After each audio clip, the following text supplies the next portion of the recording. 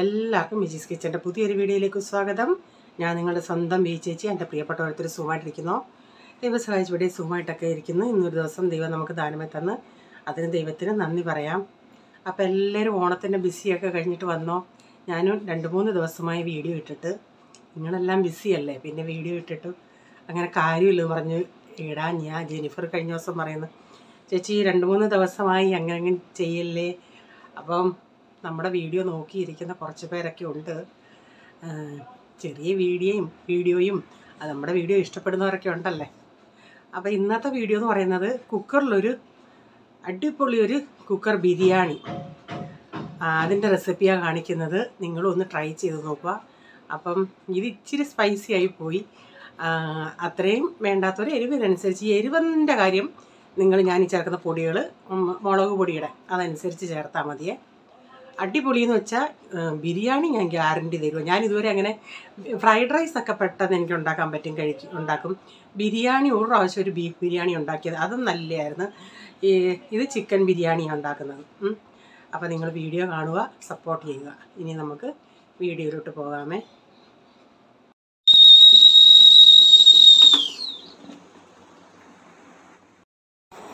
അന്നേരം രാവിലെ പാല് കാച്ചി ചായക്ക് വെള്ളം വെച്ചു. കൊച്ചിനും അവനും കുടിക്കാനുള്ളത് കോഫിയാണ് കൊടുക്കുന്നത് അവർക്ക്. അതൊന്ന് എടുത്ത് മാറ്റി വയ്ക്കുന്നുണ്ട്.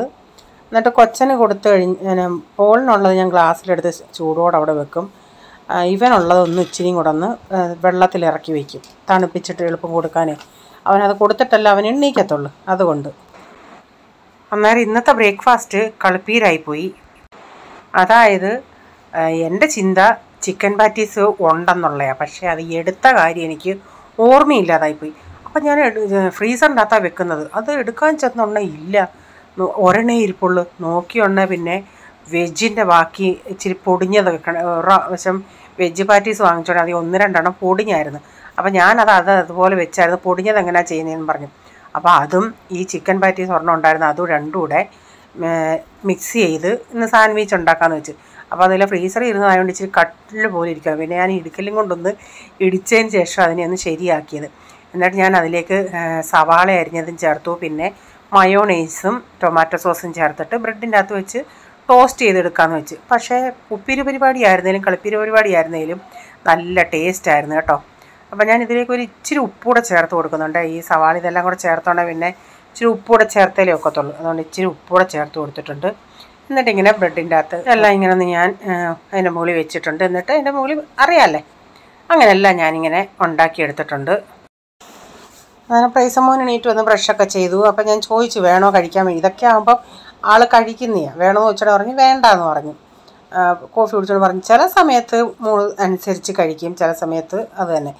അപ്പോൾ അവൻ പറഞ്ഞു അവന് ടിഫിന് കൊടുക്കാതെ. ഞാൻ ചിന്തിച്ചിങ്ങനെ പീസാക്കാതെ കട്ട് ചെയ്യാതെ കൊടുക്കാമെന്നാണ്. അപ്പോൾ അവൻ പറഞ്ഞു മമ്മി കട്ട് ചെയ്തതാന്ന് പറഞ്ഞു. പിന്നെ അവന് അത് കട്ട് ചെയ്തൊന്ന് കൊടുക്കാമെന്ന് വെച്ച്.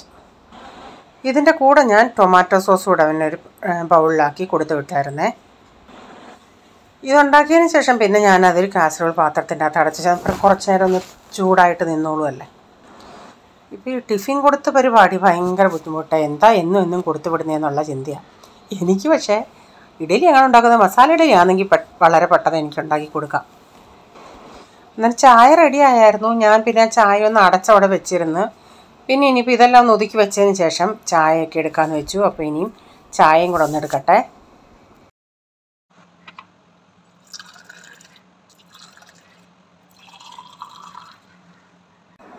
അപ്പോൾ അതെല്ലാം കഴിഞ്ഞതിന് ശേഷം പിന്നെ ഞാൻ ഉച്ചയ്ക്ക് ബിരിയാണി ഉണ്ടാക്കാനായിട്ട് തുടങ്ങി. അപ്പം ഞാൻ കുറച്ച് ഇഞ്ചിയും വെളുത്തുള്ളിയും ഫ്രഷായിട്ടൊന്ന് അരച്ചെടുത്തിട്ടുണ്ട്. അപ്പം ഞാനിത് കുറച്ച് ഇപ്പം ബിരിയാണിക്കുള്ളതിന് ആവശ്യത്തിന് എടുത്തിട്ട് ബാക്കി ഞാൻ ബോട്ടിലെടുത്തങ്ങ് ഫ്രിഡ്ജിൽ വയ്ക്കും.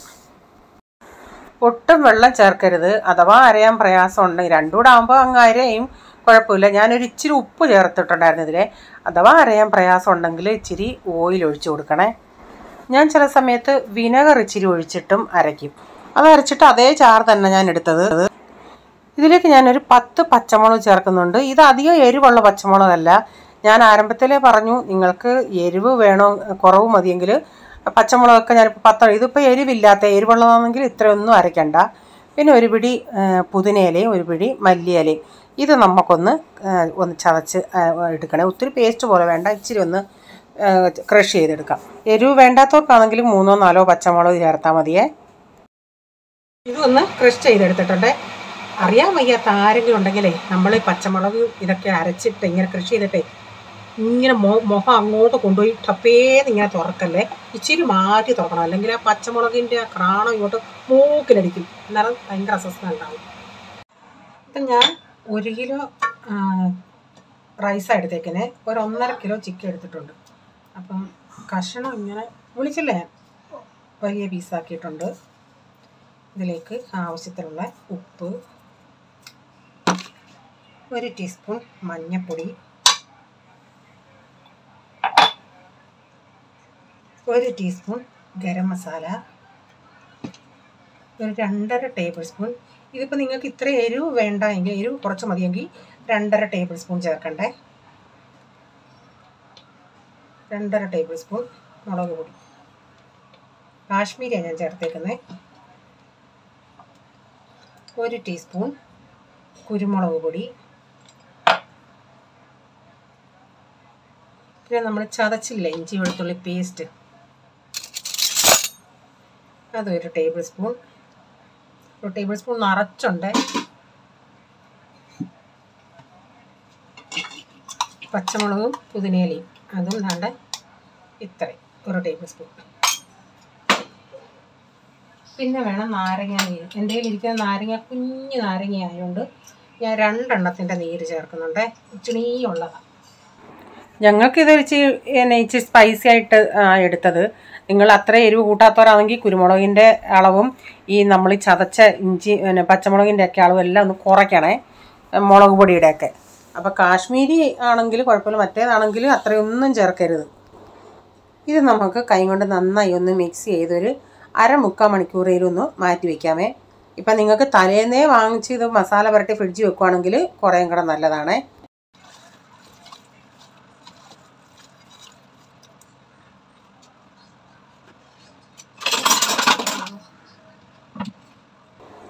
ഞാനിപ്പോൾ ഈ കുക്കറിലാണ് ഉണ്ടാക്കുന്നത്.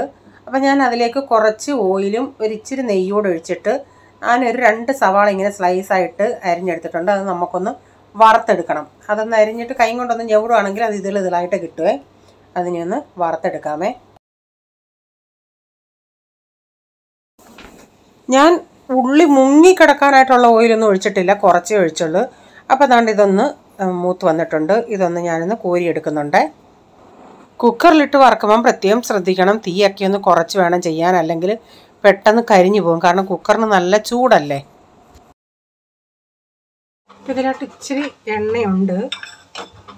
ഇതിലോട്ട് 3 കഷ്ണം പട്ട, 1 സ്റ്റാർ അനീസ്, ഒരു 7 ഗ്രാമ്പു, 3 ഏലക്ക, 1 ജാതിപത്രി, 3 ബേ ലീഫ്, 1 ടീസ്പൂൺ ഷാജീര,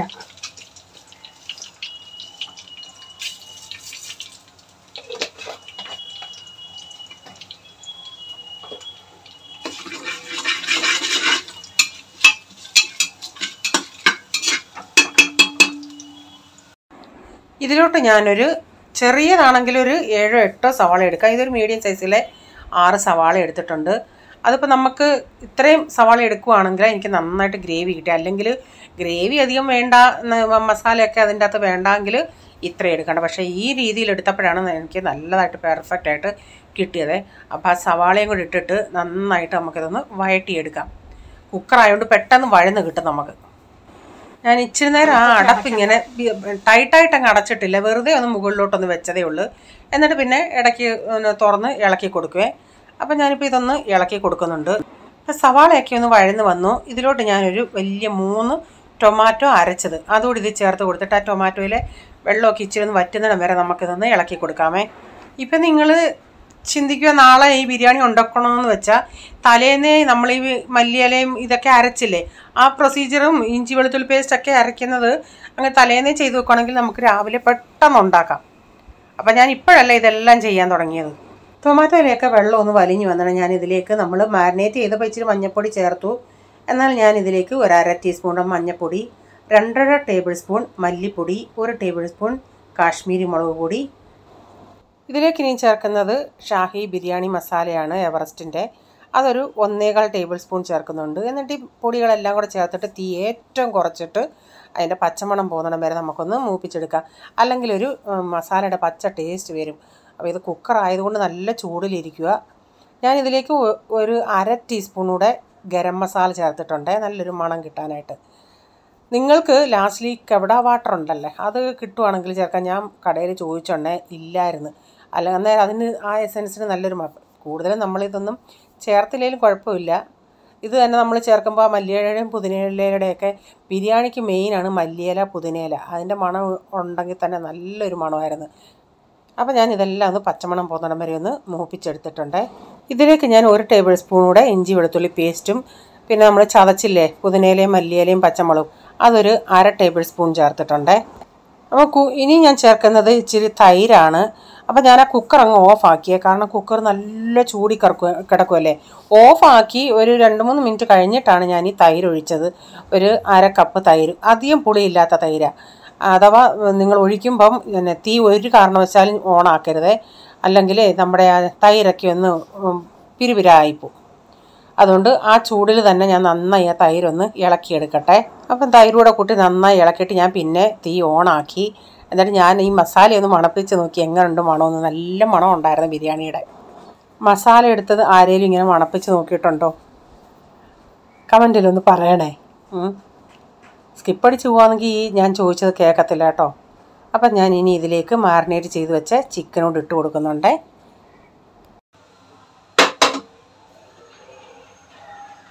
ഞാൻ ആ പാത്രം കഴുകി ഒരു 3/4 കപ്പ് വെള്ളമുണ്ട്. അതനുസരിച്ച് നമുക്കിനി അരിക്കകത്ത് ചേർക്കാവൂ. 1 കപ്പ് അരിക്ക് 1.5 കപ്പ് വെള്ളം എന്ന രീതിയിലാണ് നമ്മൾ എടുക്കുന്നത്.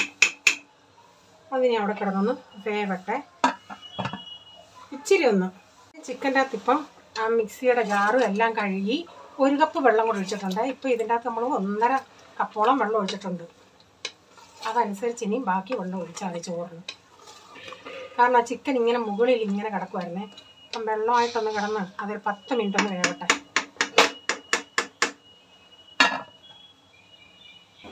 ഞാൻ വിസിലിട്ടിട്ടില്ല, ചെറുതായിട്ടൊന്ന് അടപ്പങ്ങനെ മുകളിൽ വെച്ചിട്ടേ ഉള്ളേ. നമ്മൾ വെള്ളം ഒഴിക്കുമ്പം തിളപ്പിച്ച വെള്ളം ഒഴിക്കാതെ പച്ച വെള്ളം ഒഴിക്കണ്ട.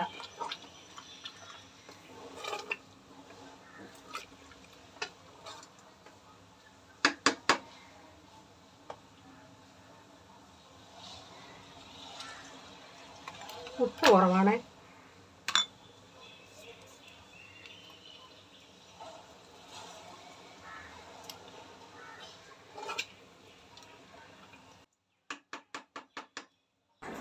ഒരു 10 മിനിറ്റ് ചിക്കൻ അതിൽ കിടന്നിങ്ങനെ ഒന്ന് വേവിച്ചിട്ടുണ്ട്. ഇനി ഞാൻ അതിലേക്ക് റൈസാണ് ഇട്ട് കൊടുക്കുന്നത്. ഞാനവിടെ വെള്ളം നമ്മളിതിൻ്റെ അകത്ത് ഒഴിക്കാനുള്ള വെള്ളം ഞാനവിടെ തിളപ്പിക്കാൻ വെച്ചിട്ടുണ്ട്. പച്ചവെള്ളം ഒഴിക്കരുതേ, വെള്ളം തിളപ്പിച്ചത് തന്നെ ഒഴിക്കണേ. ഈ കുക്കർ എന്ന് പറയുന്നത് ഒരു വിസിൽ വന്നിട്ട് ഞാൻ കുറച്ച് പ്രഷറൊക്കെ തുറന്ന് വിടും. കാരണം ഇത് ഭയങ്കര ചൂട് നിൽക്കുന്ന കുക്കറാണ്. ഇതിപ്പോൾ ചൂട് വെള്ളമാണ്.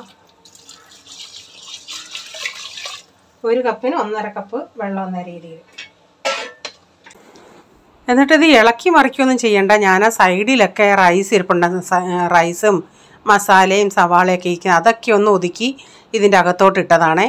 അപ്പം ഇനി നമുക്ക് ഇതിൻ്റെ അകത്തോട്ട് കുറച്ച് മല്ലിയിലയും പുതിനയിലയും വറുത്ത ആ സവാളയില്ലേ അതുകൂടെ കുറച്ചിടുന്നുണ്ട്. കുറച്ച് ഞാൻ മുകളിൽ ഗാർണിഷിങ്ങിന് വേണ്ടി വെച്ചിട്ടുണ്ട്. ബാക്കിയെല്ലാം ഇതിൻ്റെ അകത്തോട്ട് ഇട്ട് കൊടുക്കാം. അപ്പം ഞാൻ നേരത്തെ പറഞ്ഞതുപോലെ എൻ്റെ ഈ പ്രഷർ കുക്കർ ഭയങ്കര ചൂട് നിൽക്കുന്നതാണ്. അതുകൊണ്ട് ഒരു വിസിൽ മൊത്തത്തിൽ പോകാൻ നിന്നാൽ ചോറ് വെന്ത് പോവും. അതുകൊണ്ട് ഞാൻ ഒരു വിസിൽ വന്നിട്ട് കുറച്ച് പ്രഷർ അങ്ങ് തുറന്ന് വിടുവേ. നിങ്ങളുടെ കുക്കറിൻ്റെ നിങ്ങൾക്കറിയാമല്ലോ എങ്ങനെയാണ് വേവ് കിട്ടുന്നതെന്ന്, അതനുസരിച്ച് അഡ്ജസ്റ്റ് ചെയ്യണേ. പ്രഷർ മൊത്തം ഇരുന്നാൽ മതിയെങ്കിൽ അങ്ങനെ ചെയ്യണം, അല്ലെങ്കിൽ കുറച്ച് പ്രഷർ തുറന്ന് വിടണേ. ഇനി ഇത് ഒരു വിസിൽ വരട്ടെ. അപ്പോൾ ഒരു വിസിൽ വന്നതിന് ശേഷം ഞാൻ ഇതിൻ്റെ പ്രഷർ കുറച്ച് തുറന്ന് വിട്ടായിരുന്നു. അപ്പം നമ്മുടെ ബിരിയാണി ഇവിടെ സെറ്റായിട്ട് വന്നിട്ടുണ്ട്.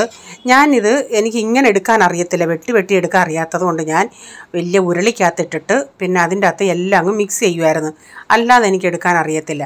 എന്നിട്ട് ഞാൻ മാറ്റി വെച്ചിരിക്കുന്ന ഉള്ളികൾ, നിങ്ങൾക്ക് അണ്ടിപ്പരിപ്പും കിസ്മിസൊക്കെ വേണമെങ്കിൽ ചേർക്കാം. എൻ്റെ കയ്യിൽ അത് ഇല്ലായിരുന്നു താനും, ഇവിടെ അത് ചേർക്കുന്നത് ഇവർക്ക് ഇഷ്ടമല്ല താനും. അപ്പം നമ്മുടെ ബിരിയാണി ഇവിടെ റെഡിച്ച് മല്ലിയിലയും പുതിനയിലയൊക്കെ ഒന്ന് ഇടട്ടെ. നമ്മുടെ ബിരിയാണി ഇവിടെ റെഡി ആയിട്ടുണ്ട്. എൻ്റെ കയ്യിൽ മൊബൈലായതുകൊണ്ട് ഞാനൊന്ന് കാണിക്കാം. എന്താണ്ട് റൈസൊന്നും അങ്ങനെ വെന്ത് പോയിട്ടില്ല. ആവശ്യത്തിന് പീസും ഉണ്ടായിരുന്നു കേട്ടോ. 1 കിലോയ്ക്ക് 1 കിലോ തന്നെ എടുത്താലും മതി, അല്ലെ 1.25 കിലോ എടുത്താൽ നല്ലതുപോലെ പീസ് ഉണ്ടായിരുന്നു. അപ്പോൾ ഞാൻ ഇനിയും ഡാഡിക്ക് കൊടുക്കാനെടുക്കട്ടെ. അപ്പം നിങ്ങളൊന്ന് ട്രൈ ചെയ്ത് നോക്കുക, എന്നിട്ട് എങ്ങനെ ഉണ്ടായിരുന്നൊന്നൊന്ന് പറയണേ. അപ്പോൾ ഇന്നത്തെ വീഡിയോയിലെ വിശേഷങ്ങൾ ഇതൊക്കെയായിരുന്നേ. അപ്പോൾ ഈ വീഡിയോ ഇഷ്ടമായെങ്കിൽ ലൈക്ക് ചെയ്യണേ, നിങ്ങളുടെ അഭിപ്രായം കമൻറ്റിൽ കൂടെ അറിയിക്കണേ. സബ്സ്ക്രൈബ് ചെയ്യാതെ ആരെങ്കിലും വീഡിയോ കാണുന്നുണ്ടെങ്കിൽ, വീഡിയോ ഇഷ്ടമായി വീണ്ടും ഈ ചാനൽ കാണണമെന്ന് ആഗ്രഹമുണ്ടെങ്കിൽ ഒന്ന് സബ്സ്ക്രൈബ് ചെയ്തിട്ട് ബെല്ലൈക്കൺ ബട്ടണോട് പ്രസ് ചെയ്യുകയാണെങ്കിൽ ഓൾ എന്നൊരു ഓപ്ഷൻ വരും. അതോടെ പ്രസ് ചെയ്യുകയാണെങ്കിൽ ഞാൻ വീഡിയോയുടെ നോട്ടിഫിക്കേഷൻ നിങ്ങൾക്ക് എന്നും വരുന്നതായിരിക്കും. ഇനി ഒരു പുതിയ വീഡിയോയുമായി വരും വരെ bye, god bless you all. Thank you, take care, bye, see U.